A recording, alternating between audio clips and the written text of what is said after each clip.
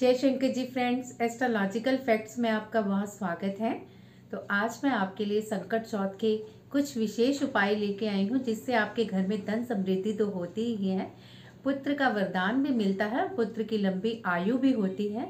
और भी इसके बहुत सारे इन उपायों से आप अपने घर में सुख समृद्धि के साथ अपने कार्यों को सफल भी कर सकते हैं और विशेष भी कुछ कार्य आपके होंगे। तो ये सारी वीडियो इसी से रिलेटेड है। तो जो लोग मेरे चैनल पे नए हैं, चैनल को सब्सक्राइब कर लीजिए और वीडियो को लाइक और शेयर जरूर कीजिए। तो मैं संकट चौथ के बारे में कुछ ऐसे विशेष उपाय आपको बताने जा रही हूँ। ये विशेष उपाय बहुत ही महत्वपूर्ण है और छोटे छोटे हैं जिनका बेनिफिट लाइफ में बहुत होता है। तो पहला जो उपाय है, इस दिन बहुत सारी स्त्रियां अपने पुत्रों की लंबी आयु के लिए व्रत उपवास करती हैं। तो ये व्रत उपवास बहुत ही महत्वपूर्ण है। जो स्त्रियां उपवास नहीं कर सकती वो खाली तिल और गुड़ का भोग लगा के गणेश जी को प्रसन्न कर सकती हैं। इस दिन आप सुबह उठ के व्रत नहीं भी करना चाहती तो सर धोकर अपने इस पूजा स्थान पे जाके गणेश जी के सामने गुड़ और तिल रख दीजिए। कहीं जगह पर गुड़ तिल जो है काले भी मिलते हैं और सफ़ेद भी मिलते हैं, दोनों का अपना विशेष महत्व है।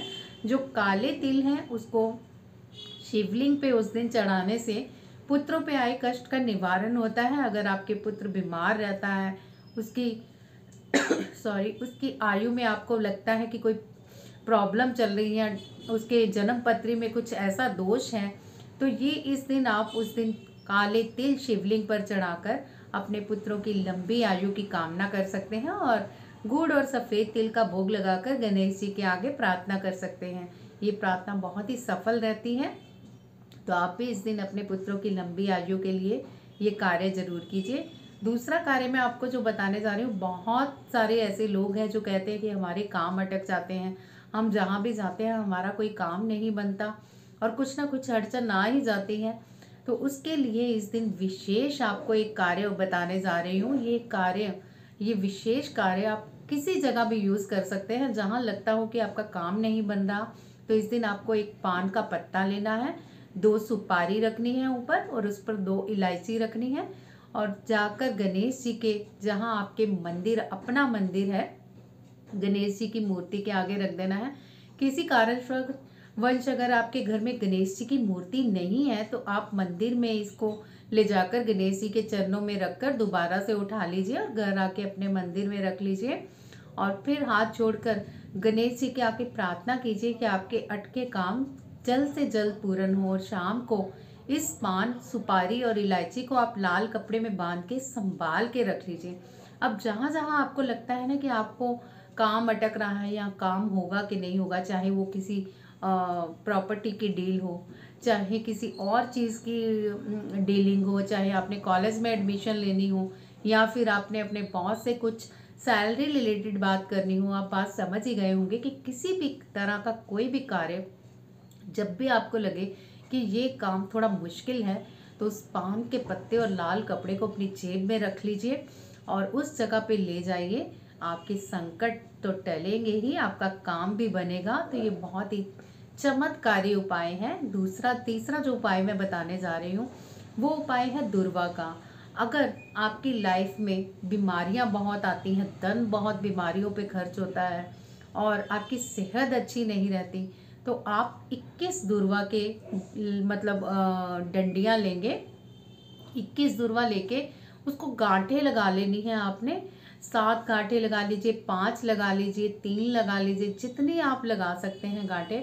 7, 3, 5 जितने भी आपकी इच्छा हो उस गांठों को लगा के आप गणेश जी के मंदिर जाके उनके चरणों में अर्पित कर दीजिए और अपनी सेहत की शुभ कामना को लेकर उनके आगे प्रार्थना कीजिए।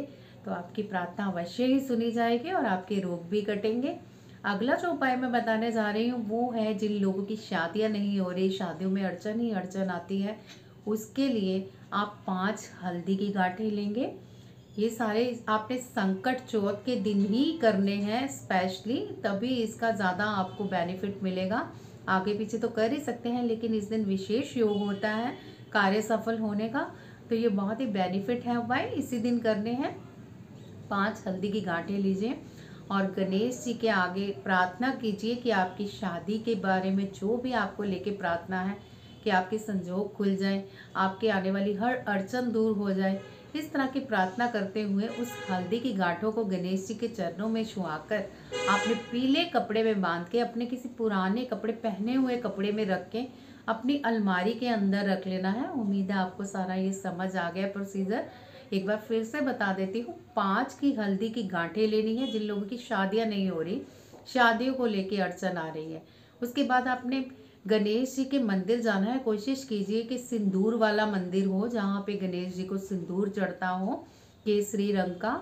वहाँ नहीं कोई पॉसिबिलिटी तो आप किसी भी गणेश जी के मंदिर जा सकते हैं। कोशिश कीजिए कि सिंदूर वाले मंदिर जाइए, वहाँ हल्दी की गांठें उनके चरणों में रख देनी है और अपनी शादी के लेके अड़चनों को दूर करने के लिए प्रे करनी है। फिर हल्दी की गांठें उठानी है और आकर पीले कपड़े में बांधकर अपने किसी पहने हुए कपड़े में बांध के आपको जहां आप अपने कपड़े रखते हो उस अलमारी में रख लेना है और वेट करना है कि आपके जो भी भाग्य में ये अड़चने हैं शादी की, ये सारी दूर हो जाए।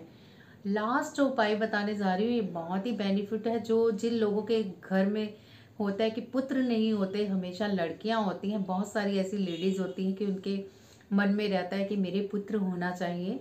वैसे तो आजकल बेटियां भी पुत्र के समान ही हैं, पर जिन लोगों की कामना है कि पुत्र होना चाहिए इस दिन ये व्रत करें।